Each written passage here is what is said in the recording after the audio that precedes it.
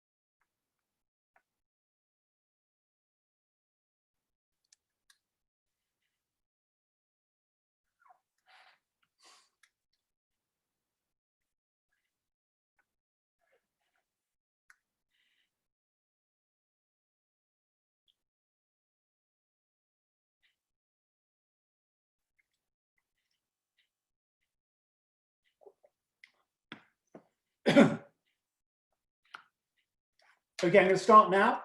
My name is Jason Hadden. I am a barrister at St Ives Chambers.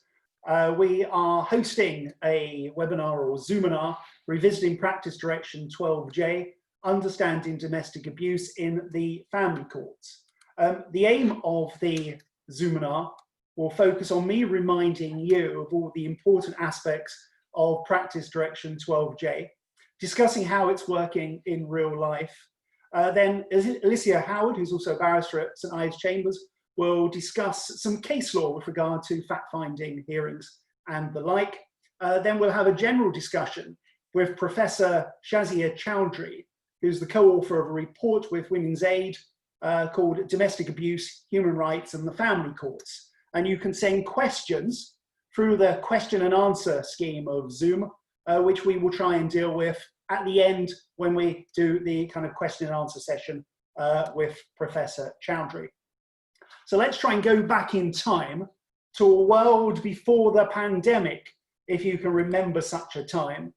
In the summer of 2016, Mr. Justice Cobb, who had chaired the working group which drew up the Child Arrangements Programme in 2014, was asked to review Practice Direction 12J, the presumption being that it wasn't really working, to determine whether there was needing to be a further amendment in light of recommendations from the all-party parliamentary group on domestic violence, and in particular by the Women's Aid's 19 child homicides report, which was published in February 2016. And I would recommend for anybody new to private law proceedings, it would be very helpful for them to go back and actually read 19 child homicides. It tells the story of 19 children who were killed by a parent who was also a perpetrator of domestic abuse in circumstances relating to child contact, be it formal or informal arrangements. The study reviewed relevant serious case reviews in England and Wales, published between January 2005 and August 2015. Women's Aid believes that to prevent further avoidable child deaths, lessons must be learned from the 19 deaths in that report. In the foreword to the report, Polly Neate, the then Chief Executive of Women's Aid, called on government and the senior judiciary to ensure that no more children die as a result of a simple failure to follow the guidance that already exists.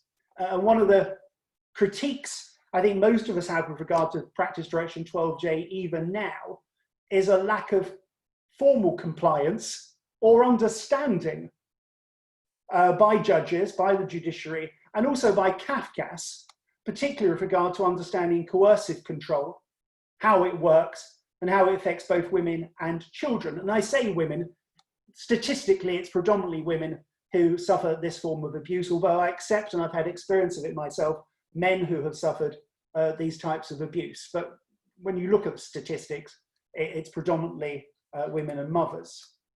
Unfortunately, it's getting worse. Recent research by Women's Aid and by the BBC's Victoria Derbyshire programme has shown that unsafe child contact arrangements continue to have life-threatening consequences. Studies show that now 21 children have been intentionally killed by a parent with a known history of domestic abuse in circumstances relating to child contact. This is just deaths, as horrendous as that is, but clearly there's also a significant impact on the children in abusive relationships, which brings us delightfully to the pandemic. In the first 4 weeks of lockdown in the UK, 13 women and 4 children are believed to have been killed by men, most while shut inside their homes. That's double the already mind-boggling average of 2 women a week. Same time, women's frontline services are reporting record-breaking cries for help. Calls to domestic violence helplines have increased by 120%, while traffic to their websites is tripling. Unprecedented demands for refuge places. This might come as a surprise to some practitioners who claim people only mention domestic abuse so that they can get legal aid. These statistics are horrifying, and I imagine that once we come out of some form of the pandemic, there'll be a considerable number of solicitors being inundated with regard to private law cases. And I already see that Birmingham are having a considerable number of non-molestation applications on a daily basis. Domestic abuse features in circa 60% of private law cases. Interestingly, in July 2017, Women's Aid partnered with CAFCAS. Research found that 62% of cases featured domestic abuse. Only 23% of those cases, 23% allowed unsupervised contact at the first hearing, which rather suggests domestic abuse isn't taken seriously. The Private Law Working Group has prepared its second interim report. The Ministry of Justice panel on domestic abuse and serious harm in private law proceedings is also running a consultation, the focus being on how the family courts protect children and parents in private law cases concerning domestic abuse. And the likelihood is, even as we do this session today, there's going to be amendments to Practice Direction 12J in the next few months. The Private Law Working Group considered that the issue of domestic abuse, you have to consider the difference between short-term conflict, perhaps at the end of a relationship, which is harmful but seems to happen and is accepted that it happens, as opposed to persistent, chronic, unresolved conflict, which is much more likely to result in emotional harm for the child with long-term consequences. In each case, it's important for the court and the parties and professionals to focus immediately on the impact that has on the child, which again seems to coincide with what Cobb J was saying in 2016 in his report for the President, which he was saying the importance of applying and implementing Practice Direction 12J conscientiously and effectively. But the Judicial College, and some of us might scratch our head with regard to magistrates in particular, must satisfy themselves that the risks are properly understood of domestic abuse by the judiciary and reinforce to the judiciary the importance of applying PD 12J conscientiously. I raise this now because this remains the biggest concern with regard to PD 12J. The amended PD 12J came into force on the 2nd of October 2017 and applies to all judges. It recognised even then the need for further amendment when proposed legislation restricting cross-examination of alleged victims by alleged perpetrators is enacted. And we seem to be coming close to that now with the Domestic Abuse Bill 2019-2021. The President of the Family Division has considered cross-examination of an alleged victim by an alleged perpetrator can amount sometimes, and on occasion quite deliberately, to a continuation of the abuse. Clause 59 of the Domestic Abuse Bill will prohibit cross-examination in person in certain circumstances in family proceedings in England and Wales, and give the courts a discretion to prohibit cross-examination in certain other circumstances. It also makes provision in certain circumstances where it's considered necessary to appoint a lay representative to carry out the cross-examination on behalf of the prohibited party. So that seems to be a suggestion of a movement away from the courts themselves doing it, be it the legal advisor or being the judge. The Private Law Working Committee is concerned that nothing in the bill acknowledges the need for children affected by domestic abuse to have access to specialist support services. The bill was debated at second reading on Tuesday, the 28th of April, and has now been sent to the Public Bill Committee. So there is a hope that that will be dealt with this year. Domestic abuse, defined under Practice Direction 12J, includes any incident or pattern of instance of controlling, coercing, or threatening behaviour, violence or abuse between those aged 16 or over who are or have intimate partners or family members regardless of gender or sexuality. Can encompass, but is not limited to, psychological, physical, sexual, financial, or emotional abuse. It also includes forced marriage, honour-based violence, dowry-related abuse, and transnational marriage abandonment. That said, what we, I think, notice most as practitioners is how difficult it is for the courts to understand coercive behaviour or controlling behaviour. Coercive behaviour means an act or patterns of acts of assault, threats, humiliation, intimidation, or other abuse that are used to harm, punish, or frighten the victim. Controlling behaviour means an act or patterns of acts designed to make a person subordinate and or dependent by isolating them from sources of support, exploiting their resources and capacity. I remain of the view that magistrates struggle with this concept. Sometimes you have to present a diary of years of abuse, and yet often you'll be asked in a Scott schedule to provide just 7 allegations. I'm not sure how that really balances with controlling or coercive behaviour. The person who you might want to look at if you're watching your soaps at the moment is what Yasmin in Coronation Street is going through, which is very much, I see Alyssa's laughing, so she's obviously the listener, is a very clear understanding of controlling and coercive behaviour. It'd be interesting to see over the next few months how that actually shows itself.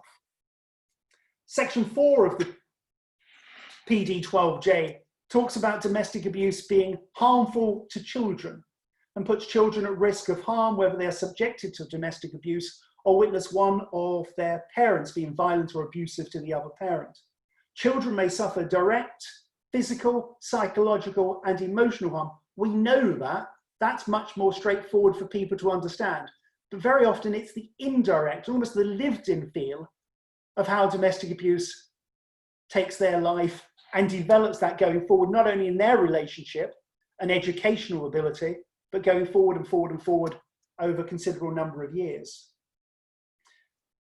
The court must, at all stages of the proceedings, and specifically at the first hearing, consider whether domestic abuse is raised an issue, either by the parties or CAFCAS. That will come very often from the Schedule 2 letter, and if so, must identify at the earliest opportunity the factual and welfare issues involved. Consider the nature of the allegations and admissions or evidence of domestic abuse, and the extent to whether it would be likely to be relevant in deciding whether to make a child arrangement order. The priority being the safety and well-being of the child, pause, and the other parent. Very often, certainly magistrates and district judges look to the danger and the harm to the child, but very often forget that other part, which is often the mother or the father, who is also the victim, and how they deal with it. Ensure that any interim child arrangements ordered, considered by the court before determination of the facts, is only made having followed the guidance as set out in paragraphs 25 to 27. In particular, the court must be satisfied that any contact ordered with a parent who has perpetrated domestic abuse does not expose the child, and again, and or the other parent to the risk of harm and is in the best interest of the child. The case law and I look at Ray J 2018 and also Ray S 2020, talks about the importance of having that factual matrix as soon as is possible, because you can't very often determine the welfare or those matters as set out in Section 1 of the Children Act unless and until you have the factual matrix. One of the things which has come up in the working groups consideration of these matters is that the C100 and C1A rarely fully set out the picture of domestic violence or domestic abuse. And so that has to be something which needs to be considered. That's also why the Schedule 2 telephone call between the clients and CAFCAS is so important, for them to have that opportunity to set out in detail examples of the abuse. Section 7 of PD12J, or Part 7, is also interesting. The court presumes that the involvement of a parent in a child's life will further the child's welfare unless there is evidence to the contrary. So it's vitally important for solicitors, if solicitors are acting, to set out in detail that evidence as soon as possible. I'm not going to touch on every part of PD12J, but I'm going to look briefly at Section 14. I like this because it's never complied with by the court, or if it is, it's only rarely. The court must ascertain at the earliest opportunity and record it on the face of the order whether domestic abuse is raised as an issue which is likely to be relevant to any decision of the court relating to the welfare of the child. It's never there. I know Derby in their pro formas try and set out almost as a headline these matters so that they can be considered, but very many other courts and legal advisors and district judges fail to do so. Directions for a fact find is set out in Part 16. The court should determine as soon as possible whether it is necessary to conduct a fact-finding hearing in relation to any of the disputed allegations of domestic abuse, in order to provide a factual basis for any welfare reports. The court needs to give consideration to this as early as possible. And the court should be considering the views of the parties and CAFCAS. Very often CAFCAS don't have all of the information right from the start, whether there's any admissions by the party and whether they are sufficient admissions, whether the party has legal aid, because that would have to be an evidence base for that in itself, and what other evidence is available. Police evidence, GP's evidence, letters from Women's Aid, diaries, photographs, hospital documentation are all such matters. The court must also consider whether a separate fact-finding hearing would be necessary and proportionate in the circumstances of the case. I pause merely to point out that McFarlane LJ in Ray J, too many J's there, talks about the fact that giving consideration to Section 1, 2A and 1.6 of the Children Act, the majority of these cases, the statutory default position is that the parent is not to be treated as risk of harm to a child unless there is some evidence before the court. Certainly allows a strong argument where there is domestic abuse for there to be a fact-finding hearing. CAFCAS, as we know, should wait until there has been a fact-finding hearing before they prepare a Section 7 report. One of the things which I see often, sadly, is magistrates will turn around and say, oh, we don't need a fact-finding hearing on domestic abuse. That's something CAFCAS can consider when they're doing their Section 7 report. That's not something CAFCAS should consider when they're doing their Section 7 report. They're there to do a risk assessment potentially, but not look as to who's telling the truth or not telling the truth with regard to whether there's been domestic abuse or not. The court should not make an interim child arrangement order unless satisfied that it is in the interest of the child to do so, and the order would not expose the child. And again, this is the part which I find magistrates often forget, or the other parent, to an unmanageable risk of harm, bearing in mind the impact which domestic abuse has with regard to the parent. Where the court is considering whether to make an order for interim contact, it should also consider the arrangements, how they would be dealt with, whether the contact should be supervised or supported, and if so, where and by whom, the availability of appropriate facilities. And again, part of that is who's going to be paying for those facilities, because we know how stretched CAFCAS are, and whether contact will be beneficial for the child. And again, part of that is how would that be managed in that situation.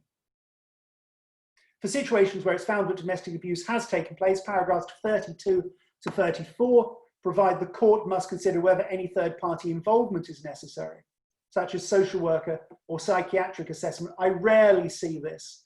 The best you'll probably get is whether a perpetrator would have to comply with the DVPP course, and I know that's known by a variety of names throughout the country.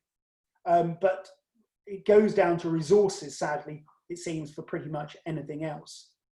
In every case where a finding of or admission of domestic abuse is made, or domestic abuse is otherwise established, the court should consider the conduct of both parents towards each other and towards the child and the impact of same. The court should consider the effect of domestic abuse on the child, the effect on the parents, and whether the parent is motivated by a desire to promote the best interests of the child, or is using the process to continue to form a domestic abuse against the other parent. Again, 37C is very rarely considered by the court as to whether that's going to have an impact going forward on the victim. And again, when the court provide their reasons, having given consideration on the fact-finding hearing, dealt with on the position with regard to the law, the court should set out in its judgment or reasons how it's based its findings on the issue of domestic abuse, how that's influenced its decision to allow a child arrangement if it's so allowed one, what other factors the court have determined with regard to the welfare checklist. I'm now going to pass over to Alyssa, who's going to talk with regard to case law. Thank you. Should be unmute now, so you should be able to hear me. Thank you, Jason. I'll now briefly go over some recent developments in respect of domestic abuse, which are particularly relevant to the family justice system. There hopefully have been some very short notes sent over to you, which provides links to some of the topics and cases I'm going to discuss. But if you haven't received them, please do email us afterwards and we can arrange for this to be sent over. Also, as Jason mentioned at the beginning of his talk, there is a question and answer option on this webinar. So if you have any questions which you'd like to raise with either us or with Professor Choudhry at the end, please do type your questions in whilst I'm speaking. Now I'm going to start with the case of JH and MF. I'd say that few people could possibly have missed this judgment, which was published at the outset of the year. It was a huge talking point for both lawyers and laypersons, and it attracted a great deal of attention in the media as well. So for those who haven't read it, or just for a general recap, this was an appeal from an order made by His Honour Judge Tolson QC, who's the designated family judge at the Central Family Court, in the context of a fact-finding hearing in Children Act 1989 proceedings. The appeal was heard by Ms. Justice Russell, who, quite rightly, pulls no punches in her judgment allowing the appeal. As a summary of the case, the appellant mother had made a series of very serious allegations of domestic abuse against the respondent father, including 2 allegations of rape. And the mother was entitled to legal aid, and so at the fact-finding hearing, as well as the appeal, was represented by counsel. And the father, at the fact-finding hearing, appeared in person, although he was assisted by Mackenzie friend. Just to highlight some of the serious errors made by His Honour Judge Tolson, which were set out by Russell J in her appeal judgment. The mother, firstly, as a vulnerable witness, was not permitted to give evidence behind a screen. The judge, considering that it would somehow be better for her to give evidence from counsel's row as an alternative, oddly then the judge decided that the father should too give evidence from that location on the basis of, and this is really his words, feng shui and balance. The father was able to sit next to his Mackenzie friend who assisted him in giving evidence under oath. And it's probably unsurprising to hear that the judge mentioned in his judgment that he couldn't hear some of the mother's evidence. Secondly, the judge failed to bear in mind any of the clear definitions set out in Practice Direction 12J of a domestic abuse, coercive control, or controlling behaviour in any part of his judgment. And actually he came to conclusions which were directly contrary to the definition, such as the fact that controlling language cannot constitute, that language can't constitute controlling behaviour. The judge placed excessive weight on the demeanour of the parties, and he appeared to carry out his own, what can only be described as his own pseudo-psychological assessment of the mother. And he commented, "She gives a description of a woman who is of a highly anxious, it might be said neurotic disposition." He failed also to take account of the fact that the father had been repeatedly involved with police in incidents relating to domestic abuse and harassment. But finally, and perhaps most jaw-dropping of all, is His Honour Judge Tolson's treatment of the two allegations of rape.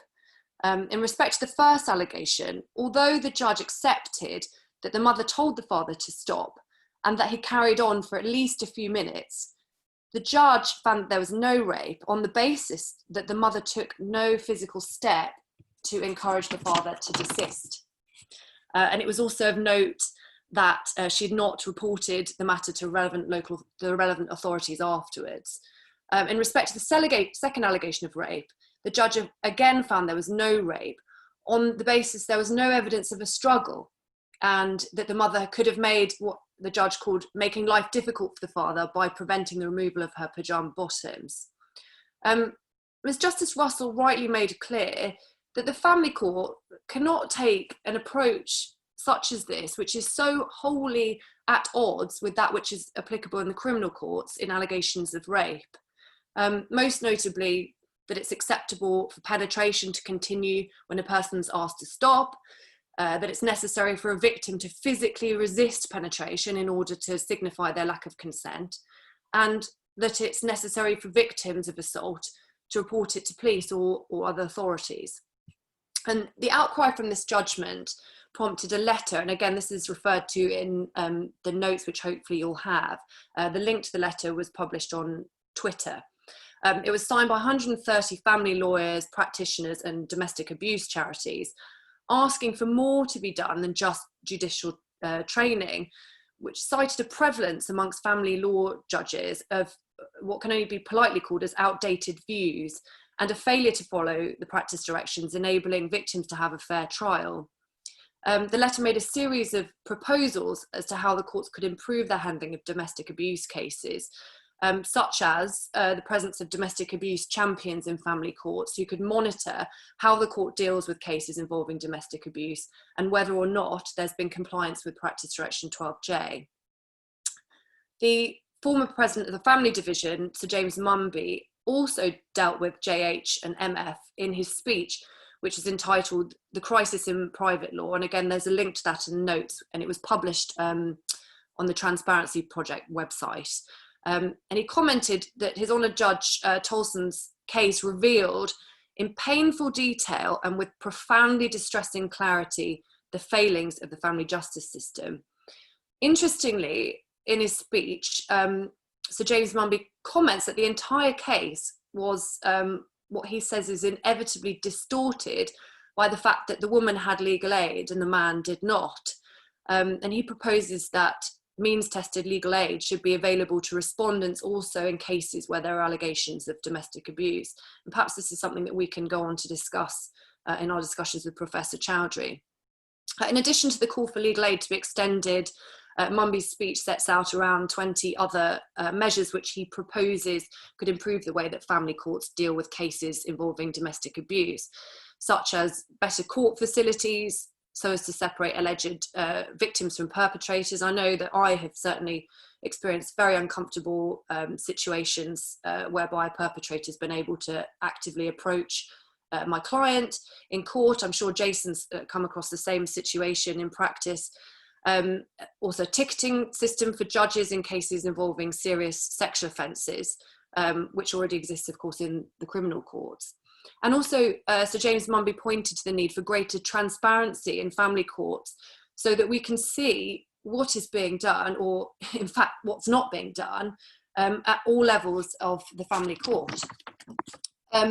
Around the same time as Sir James Mumby's speech was a report which was published by the University of Sussex, which has also raised very serious concerns about the way that family courts are dealing with cases involving domestic abuse and the extent to which Practice Direction 12J is being followed. In the in the report, 66 respondents completed the survey, all of which were lawyers working in private law children cases, and of which cases, half of which contained elements of domestic abuse. Some of the findings of the report will no doubt resonate with some people who are listening into this webinar today, and they certainly did to me. One of the findings was that most lawyers thought that many cases were not dealt with at the correct level. They were mainly dealt with by magistrates who had a low adherence to Practice Direction 12J and a low understanding also about the nature of domestic abuse, about coercive control and the relevant law. Secondly, that there were insufficient special measures provided by the court, and in some cases there were instances of alleged perpetrators cross-examining their victims. That there are inadequate reasons given for deciding against fact-finding hearings, and that there was a general reluctance by the court to hold fact-finding hearings at all. It was notable also that only a quarter of applications for interim contact by an alleged perpetrator were refused, and the court still appeared to apply a presumption in favour of contact, even when this might be distressing or frightening for the child. And overall, it was found that by the report, the problems identified in respect to the family court's handling of domestic abuse had an adverse effect on families. I'm just going to touch briefly on a number of developments over the last year in criminal proceedings, although not, of course, strictly related to family law. They do illustrate a general change in the approach to domestic abuse within the justice system. So the first is the case of Sally Chalid, and I'm sure that some of you watched the very interesting BBC Two documentary about her case, which was aired over Christmas. I'm sure it's still available if you want to have a look. Her murder conviction was altered to manslaughter last June when her legal team raised fresh evidence to show that she had fragile mental health at the time of her attack on her husband in 2010. And the decades that she spent as a victim of her husband's coercive and controlling behaviour. Now, of course, coercive control is a form of domestic abuse that wasn't recognised by law until 2015. And Sally Chalid's landmark case has already had a ripple effect and has given hope to other women who were convicted under similar circumstances. So that's something to look at if you're interested. The second case, criminal case of note, is the Crown and Joshua Delgado. And this is a case in which the Solicitor General succeeded in an appeal against a lenient sentence given to a defendant who was convicted of domestic abuse.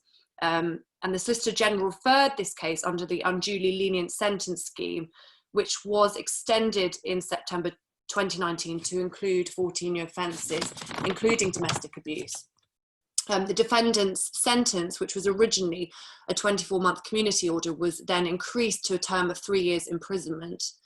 Again, although this relates to criminal, not family proceedings, it perhaps does send a message that domestic abuse, particularly of the prolonged and violent nature of this case, should be appropriately punished, and that this is what the public expects. Jason's touched briefly on the domestic abuse bill, which is a hugely important development in this area. There were concerns, of course, that towards the end of the year, of all the events that were going on, such as Brexit, prorogation of Parliament and the general election, that this important landmark bill would not proceed to becoming law. And now it has restarted its journey in Parliament. I should say that Professor Choudhry was appointed as Special Advisor to the Joint Committee on the Draft Domestic Bill, which is one of the many reasons we're really pleased to have her on the webinar with us today. I'm not going to discuss the bill in full, but of particular note, as Jason's pointed out to our area of practice, is the provisions of the bill which prohibit perpetrators and alleged perpetrators of abuse from cross-examining their victims in person in family proceedings. Paragraph 28 of Practice Direction 12J, as it was amended in 2017, states the judge should be prepared where necessary and appropriate to conduct the questioning of the witnesses on behalf of the parties, focusing on the key issues in the case. But however, there hasn't been, prior to now, a statutory power for the family court to outright prohibit cross-examination of victims before this bill. The provisions introduce an automatic ban on cross-examination in person in certain situations where one party, for example, has been convicted of or given a caution for or is charged with certain offences against the witness. And also of note in Family Law Act proceedings where there's been an on-notice protective injunction in place between that party and the witness. The provisions also give the family court the power to prohibit cross-examination in person where it would be likely to either diminish the quality of the witness's evidence or cause significant distress to the witness or party. And a further provision of the bill, as again Jason's pointed out, gives the court the power in specific circumstances to appoint a legal representative who will be paid from central funds to conduct cross-examination on behalf of the party who is prohibited from cross-examining the witness in person. Finally, I just wanted to touch on domestic abuse in the current climate. It obviously goes without saying that victims of domestic abuse are particularly vulnerable in this current countrywide government-imposed lockdown. Refuge has reported a 25% increase in calls to the National Domestic Violence Helpline since the government announced the lockdown on 23rd of March this year. It's extremely difficult for victims of domestic abuse to notify authorities or to leave a property when you're trapped at home with your abuser. And of course, there's a risk that taking action to report or to leave could be overheard, therefore leaving a victim in an even more dangerous position. I've read that in Spain, they've set up a scheme for victims of domestic abuse whereby a text message can be sent to a local pharmacy who then pass on a notification to the relevant authorities who can take action. But I'm not aware of any similar scheme operating in this country, although there is the silent solution or the silent scheme when you call 999 and you press 55, so you don't have to speak. But I have also seen that there have been a number of problems with that. And of course, there's no automatic reassurance that the police will attend, even if you call a silent call to 999. To be clear, the government guidance does permit victims to defy the stay-at-home rules if they're in need of domestic abuse support. There are specific exceptions within the law, and I've referred in my notes to the Health Protection Coronavirus Restrictions Regulations 2020, which came into force on the 26th of March, which enables you to leave the place you're living with reasonable excuse. And a reasonable excuse specifically includes to avoid injury or illness or escape a risk of harm, to access critical public services, which includes services provided to victims such as domestic abuse support services, and also to attend court or participate in legal proceedings. The government have also produced on their website some guidance about applying for injunctive relief in the current climate. It's not particularly helpful, but it does set out that most hearings will take place either by telephone or by video link, but also, interestingly, that the court may consider the application on paper if the person applying is self-isolating because of coronavirus, or because the person they're applying for an order against is living with them. So that is an interesting, I've not come across that so far, a court considering it on paper, but the fact that it's been published on the government website suggests that that is something the courts are willing to look at, and obviously it makes sense. Now I believe we're going to move to a question and answer session and a general discussion with Professor Choudhry. Thank you. By way of introduction, Professor Choudhry assisted and co-authored a report prepared in partnership between Women's Aid and Queen Mary's University of London, looking at domestic abuse and child contact proceedings in the family court through the lens of human rights. It was based on the testimonies of 70 women survivors living in England, and uncovers a glaring gender gap in the way human rights are used and understood in the family courts. It also highlights a clear lack of understanding of the dynamics of domestic abuse, gender discrimination, a lack of understanding of coercion and controlling. Dr. Choudhry, I'll ask you to just unmute yourself, and then we'll perhaps ask you what changes you think are needed to the family justice system. Oh, wow. That's a really easy one to start. Yeah. Well, I think this. So there's a lot of recommendations in that report. I don't know if you've made it available to the participants, but there's no, but we will. Yeah. So there are a lot of recommendations on there, but I think probably the main one in terms of your audience today is that there needs to be better training in terms of what domestic abuse is, how it affects women, how it affects how perpetrators can give evidence. That much very much came through in terms of the testimonies that received, and also research that's been done since by other people, not just myself. So when we talk about coercive control, we're talking about perpetrators and their ability to also coercively control what's going on in the courtroom, and that's something that's often missing in terms of appreciation by, I think, judges and particularly magistrates. So I think a huge amount of training in terms of the dynamics of domestic abuse and how it can manifest itself within the courtroom itself and the processes, and that's not just aimed at legal practitioners but also court reporters, etc., and clearly judges and clearly magistrates, and also I would say obviously as a human rights lawyer that there needs to be better training on the impact of the Human Rights Act, which is really, really quite significant in this area and I think has been underexploited to say the least.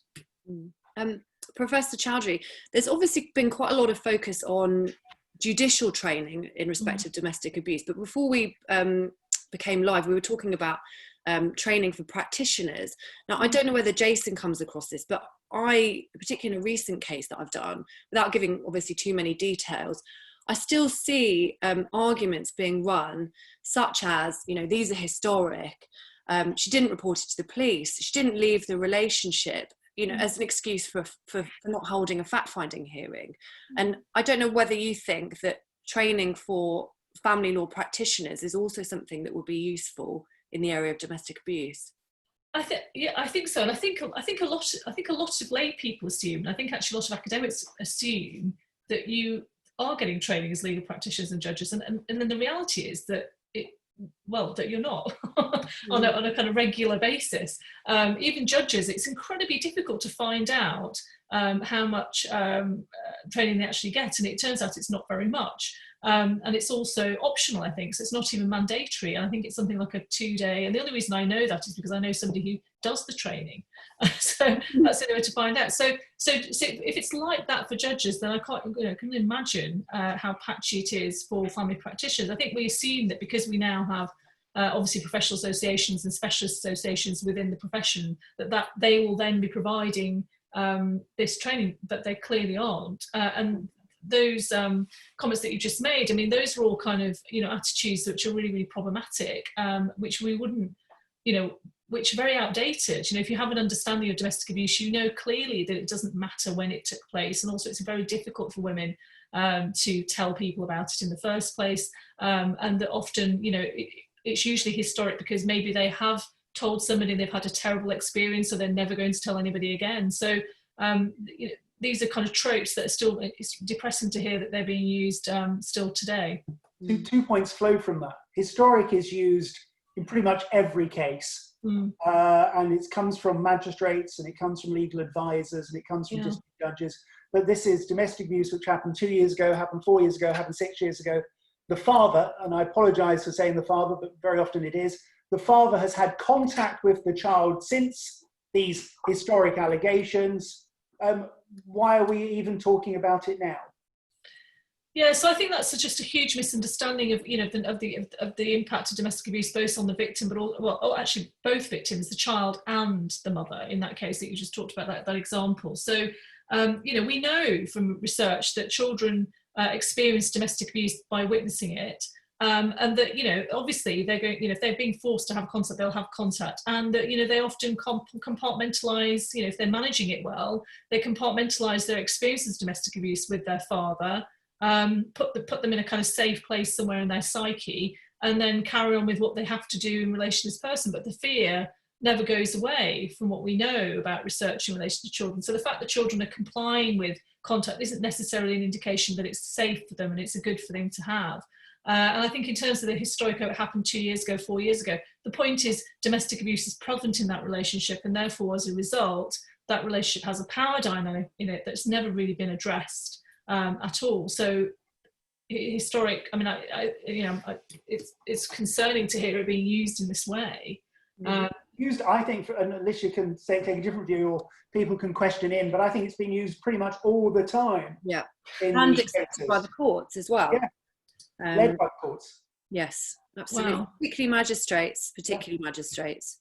Yeah. It seems almost a case management issue, you know, so they don't have, you know, the trials aren't as long. Well, you know, you can't go beyond 2 years ago because we don't have time to hear all of that. It seems to be the approach. It's more of a case management issue, which of course shouldn't be the case.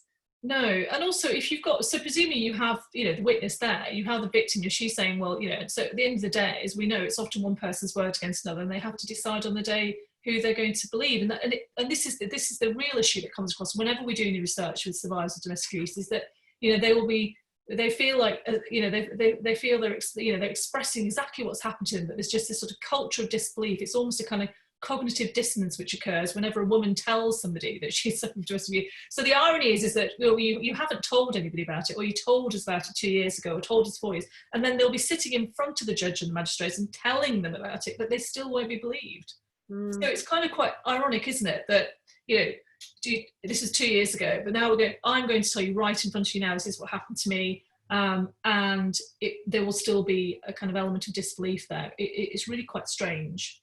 Well, one gets a sense, and it's set out in statute, to be fair, that the courts are very pro-contact, almost pro-contact to any extent.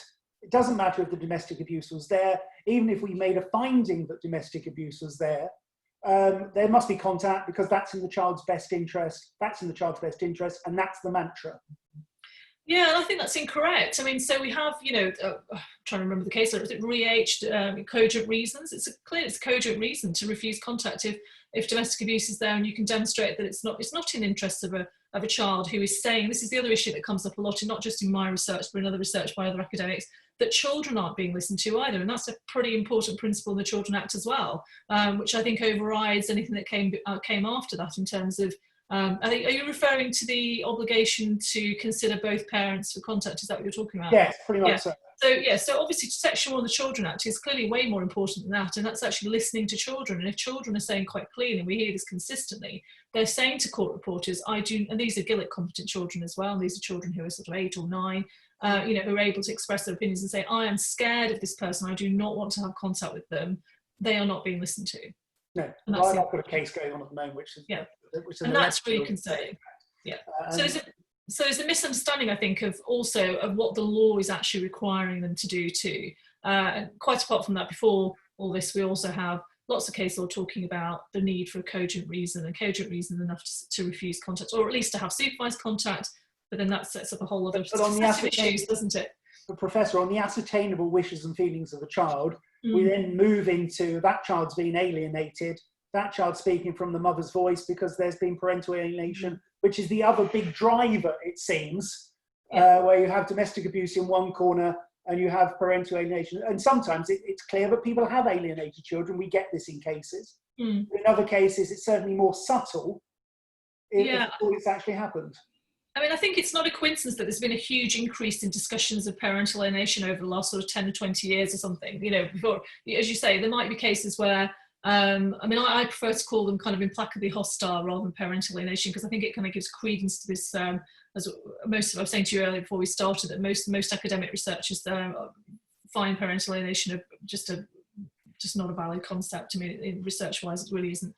So we don't like to use it, particularly in this context. But so it's not a coincidence that there's been a rise in the use of parental alienation and so-called parental alienation experts and psychologists in the courts, with a rise in, I think, quite a lot of help being given on the internet to fathers and et cetera, et cetera. So it's like anything, you know. So I think. Yes, I think parental alienation and the concept is being misused quite a lot. So you often find that where there's domestic abuse, there's often a claim of parental alienation. And as you say, they can't all be, you know, they can't all be alienated. The reason why these children do not want to have contact is because maybe domestic abuse has occurred. And that should be the starting point. But what we find, and I think Adrian Burnett's just done a very good study, actually, particularly on parental alienation. My study was mainly on human rights, where she looked at particularly cases up to 2019, on parental alienation and how they were used in the court, she found that whenever parental alienation was introduced, and particularly expert evidence, it then completely took over and it became a self-fulfilling prophecy. And then all the other voices and evidence is just completely drowned out any evidence of domestic abuse. And in fact, she refers to cases where there was actually, criminal charges on file, evidence of domestic abuse. It wasn't those cases where it was historic. And even then, the fact that some expert rolls up and says it's parental alienation is listened to. I'm just looking at, sorry, Jason, I was just looking at some of the questions. I was going to do the same. There's one that somebody said, what's the solution then? Should there always be a fact-finding hearing? And I was wondering what you both thought about this idea. I think it was raised by Sir James Mumby in his talk, but certainly I've seen it on Twitter. I think one of the father support groups, Only Dads, about this triage system, which I personally think is a good idea because, the problem with fact-finding, if we're looking at both sides of the coin, the need to determine where there have been issues of domestic abuse and to protect the child and the victim, the alleged victim, but also the need for the child to have a relationship with a parent. The delay can be absolutely chronic in some cases. I mean, we're talking about 6 months before we can get a fact-finding hearing. And so a triage system seems to me sensible in order to determine cases where there have been allegations of domestic abuse. So it does get determined relatively quickly.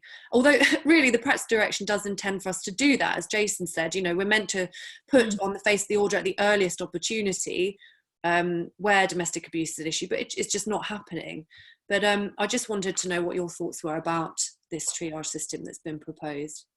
I think any system has to have credibility. And the problem that we have is the one at the moment. The system we have, even though we've got this practice direction, it has no credibility because the implementation is so patchy and it's so ineffective. So yeah, it sounds good, triage, but who's going to do it? Those are my immediate questions. Who's going to be filtering it? Are they sufficiently trained? Are they sufficiently aware? And I think that women and men in this situation have to have faith that it's going to be done properly and that they're going to be listened to. So that's disturbing to hear that it's taking up to 6 months for a fact-finding hearing to happen. And that will probably be worse when we come back. Yeah, that's terrible. But what we also found in research was that some fact-finding hearings weren't actually happening at all, right? So even where women were saying to court reporters, and they were actually saying to their legal practitioners, I've suffered from domestic abuse, a fact-finding hearing just didn't occur. And that's concerning. So even where you're asking for them, you're waiting 6 months, but actually in some cases women are not being advised correctly either by the court reporter or by their own lawyers. This is what's coming through from the research as well. So there's and also kind of misunderstanding about fact-finding that this will be problematic for her because it will either delay proceedings, as you're saying. Let's not bother with that. Let's just go on the other merits of the case. We've had experiences from women who've talked about that. So there are clear issues around how it's done, but for sure, yes, we need to make sure that the women are not waiting and men are not waiting 6 months for a fact-finding hearing to occur. This might horrify you, and I've seen it, and I'm sure Alyssa's seen it. It's one of the questions we've had. I often get a Kafka safeguarded report. So this is the report which comes out 17 days after the hearing proceeds, after the application's been issued, saying DV allegations are historical and contact has continued since. So shrug shoulders, let's get on with things, I think is the sense. Well, I think is it best to challenge this? So this is directed to me. I mean, I haven't practiced for a long time, so I'm not sure how you do it. I'm not sure how you do it technically, but I think you have to challenge. So you have to look at the contact, the quality of the contact, and you challenge it on that basis. And if it is as a lot of women are telling us that actually the children are finding it difficult, are scared, don't want to go, come back, are scared, are having behavioural issues after the contact, you therefore challenge it on the basis of the quality of contact that's occurred. So it's not a given. The fact that someone's going along with contact does not necessarily mean that contact is beneficial for that child. But then that brings us back to something which you put in your report, which is that the public perception of some of those mothers as this is their way of punishing their ex-partners. Yeah, it is, but we can go around in circles. But the point is, Yeah, the point is the definition of it. So the central focus of the Children Act is the welfare of the child, and we all know that the welfare of the child is often the only way that the parties can actually argue their own interests, and that's the fundamental problem with the Children Act, is that there's no other way that parties can do that. So they often use welfare and so it's in the best interest of the child because I actually want to have contact and it's in the best interest of my child, and I'm going to argue it this way. So the only way that you can actually, therefore, I think, address these concerns is to then talk about the quality of the contact. And sure, there's going to be, well, this is her alienating, but the fact is, if as a professional, as a court reporter, what they ought to be doing is reporting on that level and quality of contact as well, not just assuming that because it's taking place, it's a success. And that's something that comes through very much as well. The courts are relying on court reporters who, frankly, again, the experience has been incredibly incredibly bad of a lot of women, and I'm sure lots of men as well, where it's the reports are, the idea is that they are supposed to be observing the contact to where they can, they're supposed to be investigating this, they're supposed to be reporting back. It's not a done deal because you agree to contact that it's great. Often women feel they have to agree to contact, otherwise they're accused of alienating. So it's a kind of circular argument, I know that, but I think if I was in practice again, I would be challenging it on the basis of the quality of contact and asking clients to, as I'm sure you are already, recording their experiences of contact and what's actually happened. The problem is, and this is no criticism certainly of that view, but the problem is Kafkas don't very, very rarely go and view contact, very, very rarely. They haven't got the resource. Even in a Section 7 report, the likelihood is for Kafkas will meet with each parent once, if they can. I've seen sometimes where they won't even meet, they'll do it by telephone.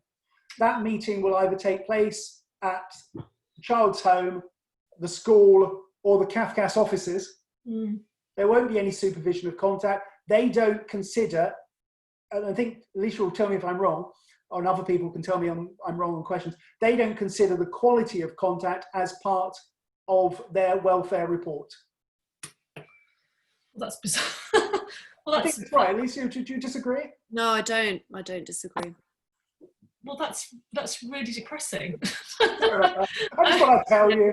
Yeah, I mean, that's the whole, sorry, isn't that the point of them? I'm so sorry. That isn't that the main point of having a court reporter, is that they're supposed to report back to the court about what's actually happening on the ground, precisely because they're supposed to be an objective body. I mean, obviously they've got to look at the historical context of the relationship, etc.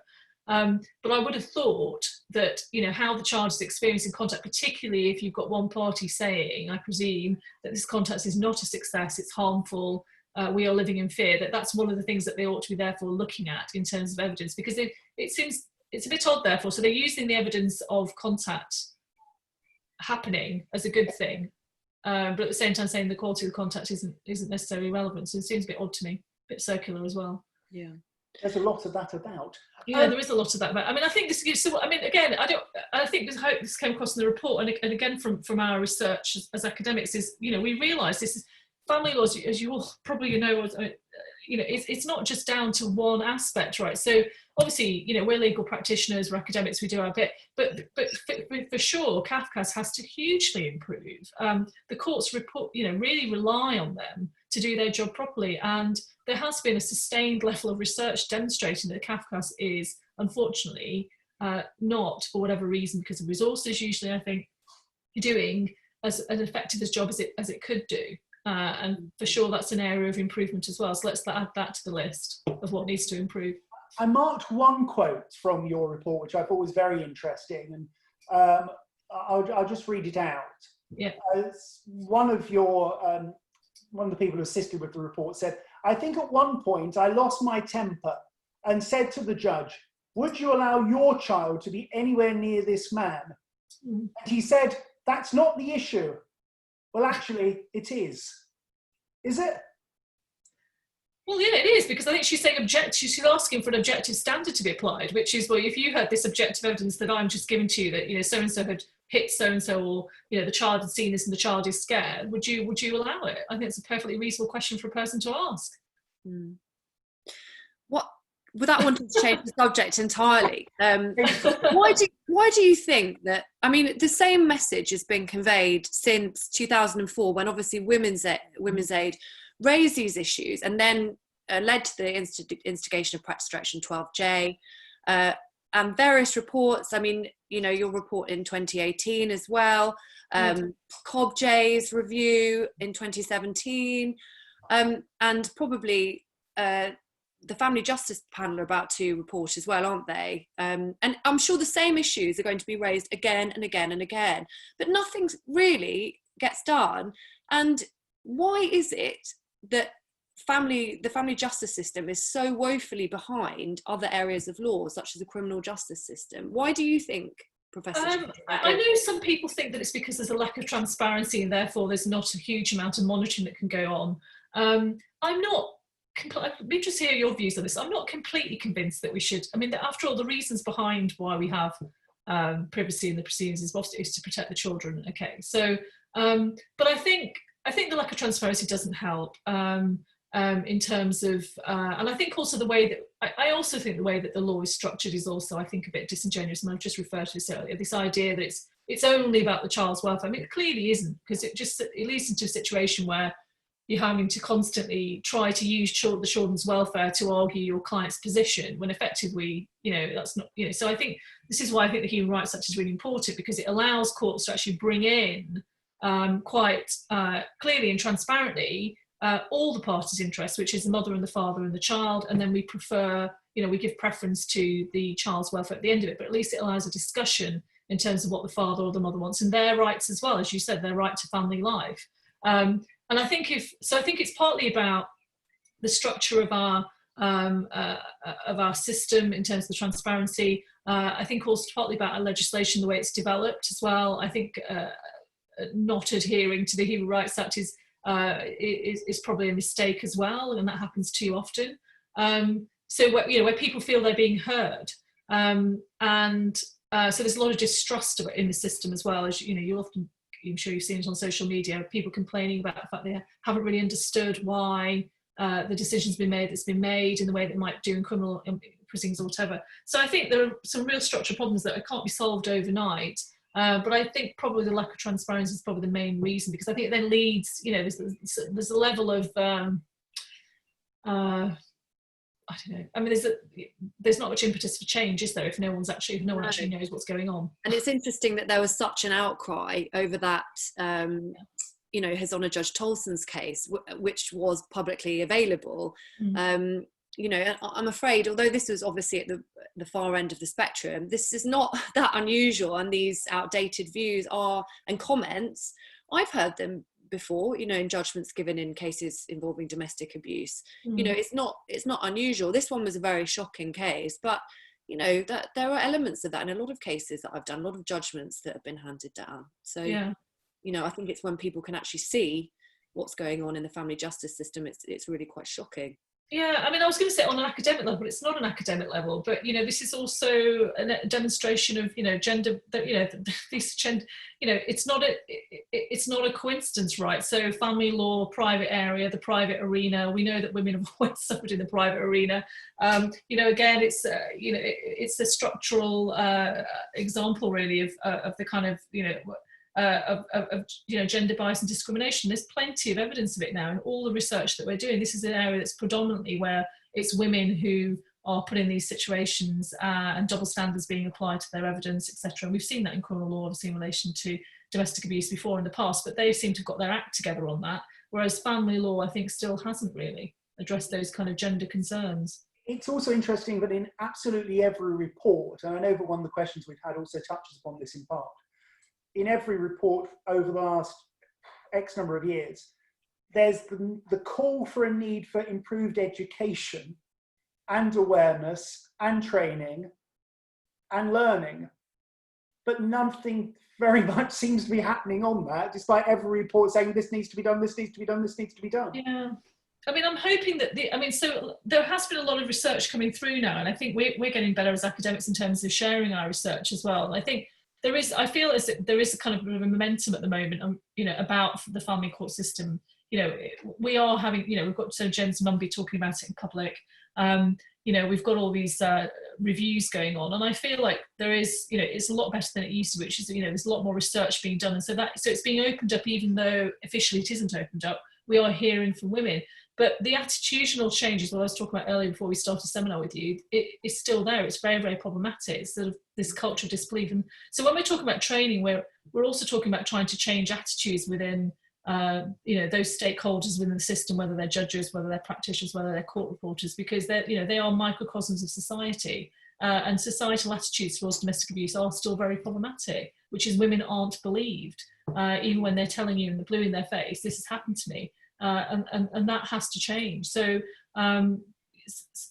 where do we start? I think we start in schools. We start talking about what healthy relationships are. We start talking about what isn't a good thing, what isn't a good sign, and start talking openly about domestic abuse. So often you get, well, why isn't she left? She can't be suffering. Well, the question we should be asking is, why couldn't she leave? Not why didn't she leave? Often there are reasons why women, they don't leave because they can't leave a lot of the time.